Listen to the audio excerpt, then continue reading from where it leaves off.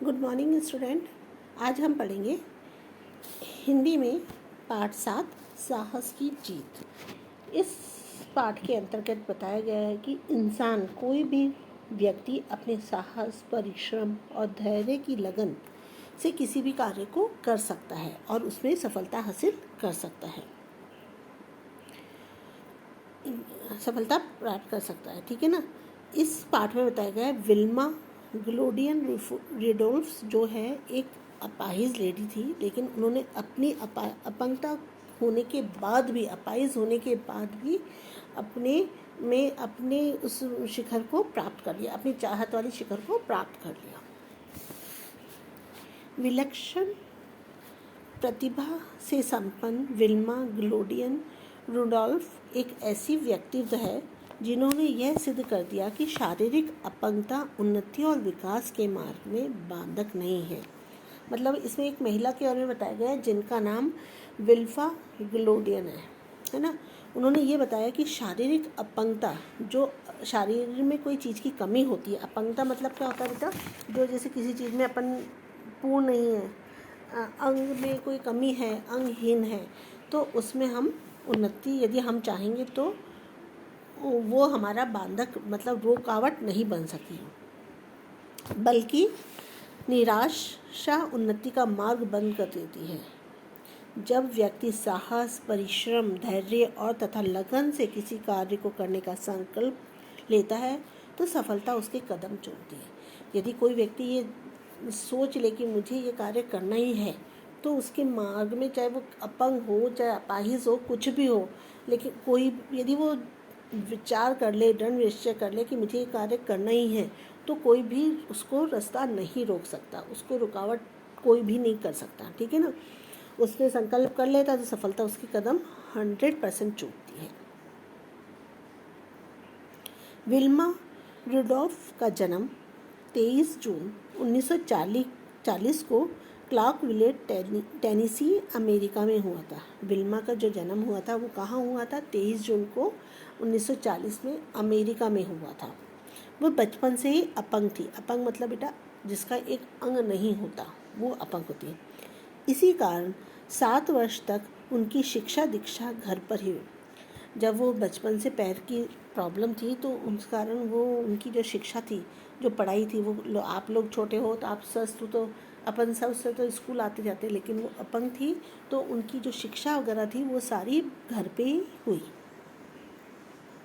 7 साल तक। जब वे पहली बार विद्यालय गई तब साउथ स्टेट के विद्यालय श्वेत और श्याम वर्गीय विद्यार्थियों के बीच बटे हुए थे। जब वो वहाँ पे स्कूल जाने लगी तब उन्होंने देखा कि काले और गोरे के बीच में विद्यार्थी बटे हुए थे।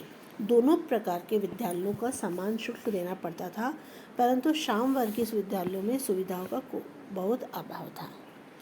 मतलब विद्यालय भी इस तरीके से बैठे थे कि ये श्वेत वालों का है, ये गोरे वालों का है और ये काले वालों का है, और दोनों के शुल्क जो होती है, फीस जो होती है समान थी। लेकिन जो काले लोग थे, अफ्रीका वो साउथ वाले जो लोग थे, उनको जो फीस देने के बाद भी उनके विद्यालय में वो सुविधाएं नहीं थी जो गोरों लोगों के थे, अमेरिका वगैरह के थे। विल्मा के माता पिता बहुत ईमानदार और मेहनती थे, परंतु वो बहुत गरीब थे। विल्मा के पिता सामान ढोने का काम करते थे, माँ गोरे लोगों के यहाँ खाना बनाने, कपड़े धोने तथा सफाई का कार्य करती थी।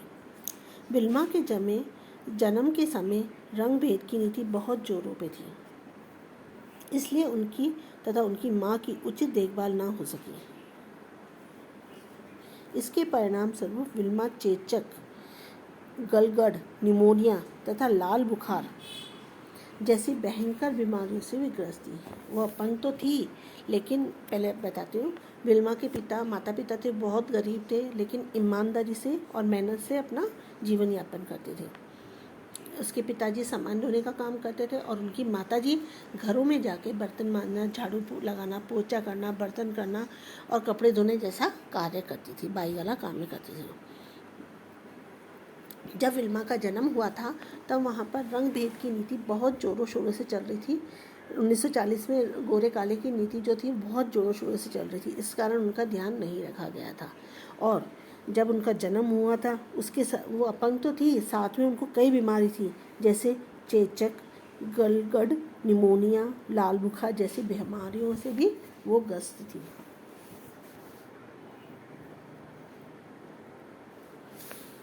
श्रीमती रुडोल्फ ने विल्मा के अनेक चिकित्सकों को दिखाया। श्रीमती रुडोल्फ ने अनेक डॉक्टरों को दिखाया।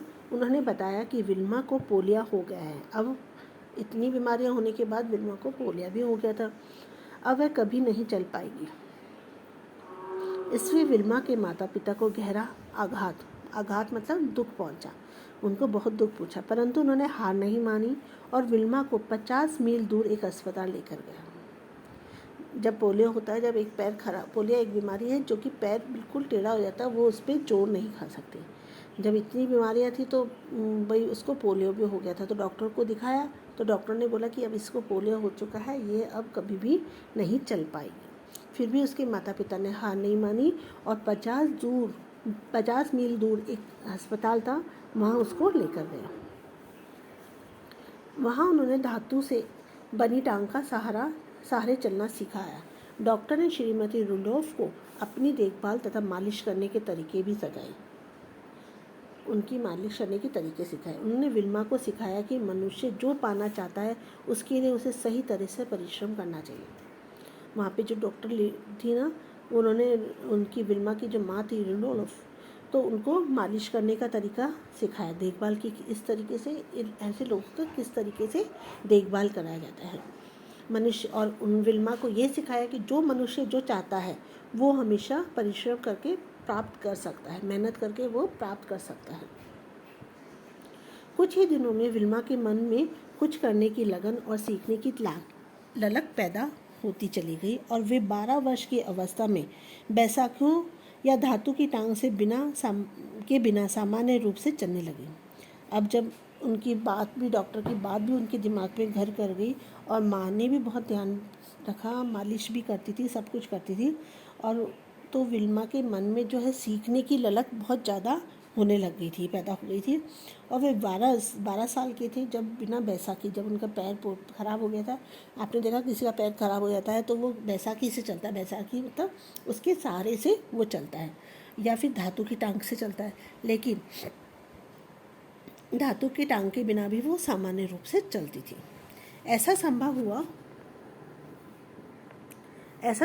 हुआ श्रीमती रुडोल्फ के अथक परिश्रम और विल्मा के प्रबल चेष्टा के कारण। किस लिए हुआ था बेटा? क्योंकि उनकी माताजी रुडोल्फ जो थी, उन्होंने बहुत अधिक परिश्रम किया था। किस लिए? कि विल्मा की देखभाल के लिए। और विल्मा की दृढ़ इच्छा शक्ति के कारण ही उसने ये सब चीज़ें कर पाई थी। इसके बाद विल्मा ने कभी पीछे मुड़कर नहीं देखा। वह अपनी बहन यूलाडा की तरह बास्केटबॉल की टीम में शामिल हो गई। उसकी खेल प्रतिभा को देखकर हाई स्कूल की परीक्षा पास करने के उपरांत उन्होंने टेनिस की ओर से छात्रवृत्ति प्रदान की गई। तत्पश्चात विल्मा ने अपनी पढ़ाई का 1 वर्ष के लिए रोक दिया और अपना पूरा ध्यान अंतर्राष्ट्रीय स्तर के खेलों में लगा दिया। अब इसमें क्या था कि विल्मा ने, अब जब वो बिना बैसाखी के, बिना पैर उसके चलने लग गई, सीधी तरह से चलने लग गई, तो उसकी जो बहन थी यूलाडा, है ना, वो बास्केटबॉल में खेलती थी, है ना, तो वो उसकी टीम में शामिल हो गई। और इसकी खेल प्रतिभा को देखकर हाई स्कूल, जो सीनियर स्कूल होता है, वहाँ पर उसको परीक्षा देने के बाद उसने पास करने के बाद टेनिस में छात्रवृत्ति भी प्राप्त करी। अब उसने अपनी पढ़ाई को यहाँ 1 साल के लिए रोक दिया और अंतर्राष्ट्रीय खेलों की ओर रुझान बढ़ाने लगी, मतलब ध्यान देने लगी। सारी बाधाओं को पीछे छोड़ते हुए विल्मा ने अपनी टीम को स्टेट चैंपियन का दर्जा दिलवा दिया। कि इतनी परेशानी होने के बाद भी, कि इसका पैर भी खराब था, सब कुछ था, कई बीमारियों से ग्रस्त थी, गरीब थी, लेकिन फिर भी विल्मा ने उन्हें क्या किया, स्टेट चैंपियन का दर्जा दिलवा दिया। जब वे केवल 16 वर्ष की थी, उन्हें ओलंपिक खेल का कांस्य मतलब तांबे का, कांस्य का मतलब क्या होता है, तांबे का पदक पुरस्कार प्राप्त हुआ। उसके बाद सन 1960 में वे पहली अमेरिकन महिला बनी जिन्होंने ओलंपिक खेल में 3 स्वर्ण पदक प्राप्त किए। उसने बताया कि वो अकेले 16 वर्ष की उसमें थे, ओलंपिक में अपना 16 साल की थी जब उन्होंने तांबे का जो होता है ना गोल्ड मेडल वो प्राप्त करा था, कांस्य पदक प्राप्त किया था। और उसके बाद उन्होंने अमेरिका की वो पहली महिला थी जो 3 एक ही खेल में 3 स्वर्ण पदक प्राप्त किए थे, सोने के गोल्ड मेडल प्राप्त किए थे। इतना ही नहीं, उन्होंने एक समारोह आयोजित किया। समारोह मतलब जैसे कोई फंक्शन आयोजित किया जिससे रंग भेद के विरुद्ध लड़ने का निर्णय किया। उन्होंने एक समारोह बनाया जिसमें गोरे को भी बुलाया और काले को भी बुलाया। रंग भेद की नीति जो थी उसको हटाने की कोशिश करेगी। उनकी उपलब्धियों तथा योग्यताओं से प्रभावित होकर उन्हें विशेष अतिथि और कुशल वक्ता के रूप में विद्यालयों और विश्वविद्यालयों में उन्हें आमंत्रित किया जाता था। भाई एक तो खेल में वो उत्तम थी और दूसरा उन्होंने रंग भेद की नीति को हटाने की कोशिश करी थी, इसलिए सभी जगह उनको बहुत कॉलेजों में, स्कूलों में उनको आमंत्रित किया जाता, चीफ गेस्ट के रूप में आमंत्रित, विशेष अतिथि के रूप में उनको बुलाया जाता। सन 1967 में अमेरिका के राष्ट्रपति ह्यूबर्ट हफी ने विल्मा को ऑपरेशन चैम्प में भाग लेने के लिए बुलाया। विल्मा रेनॉल्ड फाउंडेशन नाम से एक संस्था भी खोली जिसमें उन्होंने विभिन्न प्रकार के खेलों को मुफ्त परीक्षण, पढ़ाई लिखाई व अन्य सुविधाएं दी गई। सन 1977 में उन्होंने आत्मकथा लिखी जिसके शीर्षक था विल्मा। इसी आत्मकथा पर एक फिल्म भी बनी थी। विल्मा का जीवन अत्यंत प्रेरक है। उन्होंने सिद्ध कर दिया कि प्रयत्न और परिश्रम के द्वारा असक्षम होते हुए भी व्यक्ति सक्षम हो सकता है। मतलब उन्होंने एक फाउंडेशन के नाम पर, विल्मा रेनॉल्ड के नाम पे एक फाउंडेशन भी खोला जिसमें उनको मुफ्त परीक्षण, खेलों के लिए मुफ्त परीक्षण दिया जाता है, पढ़ाई लिखाई और अन्य कई तरीके की सुविधाएं भी प्रदान करी थी। और उसके बाद 1977 में उन्होंने एक आत्मकथा लिखी, मतलब अपने बारे में पूरा सब कुछ लिखा, उनका शीर्षक लिखा था, उस किताब का नाम था विल्मा। इसी आत्मकथा पर एक फिल्म भी बनी थी, फिर अमेरिका वालों ने इन पर एक पिक्चर भी बनाई थी। विल्मा का जीवन अत्यंत प्रेरक था। उन्होंने सिद्ध कर दिया था कि प्रयत्न और परिश्रम के द्वारा असक्षम होते हुए भी हम सक्षम बन सकते हैं। 54 वर्ष की आयु में, 54 वर्ष की उम्र की आयु में उन्होंने अपने जीवन की समृद्धियों का शिखर पर पहुंचाया और विश्व प्रसिद्ध महिला 12 नवंबर 1994 को सदा के लिए सो गए। मतलब उनकी 54 साल तक समृद्धियों को खूब ऊंचाइयों तक पहुंचाया और अंत में 12 नवंबर को 1994 में उनका देहांत हो गया।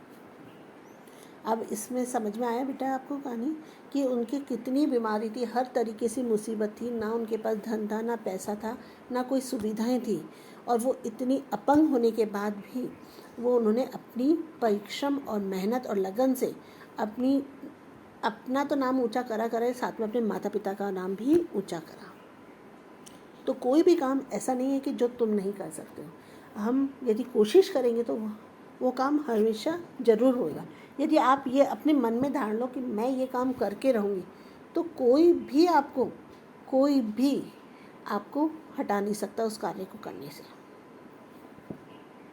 विलक्षण, अब हम पढ़ेंगे शब्दार्थ। विलक्षण, बहुत से अच्छे गुणों वाले, उन्नति, तरक्की, मार्ग, रास्ता, अपंग, अंग नहीं होने पर, श्वेत मतलब सफ़ेद, श्याम वर्गीय काले रंग वाले, शुल्क मतलब पढ़ने वाली फीस, अभाव कमी, आघात चोट, अथक जो कभी ना थके उसे अथक कहते हैं, ठीक है ना। प्रबल तेज, प्रतिभा तेज बुद्धि, बाधा रुकावट, निर्णय फैसला, उपलब्धि प्राप्ति, अतिथि मेहमान।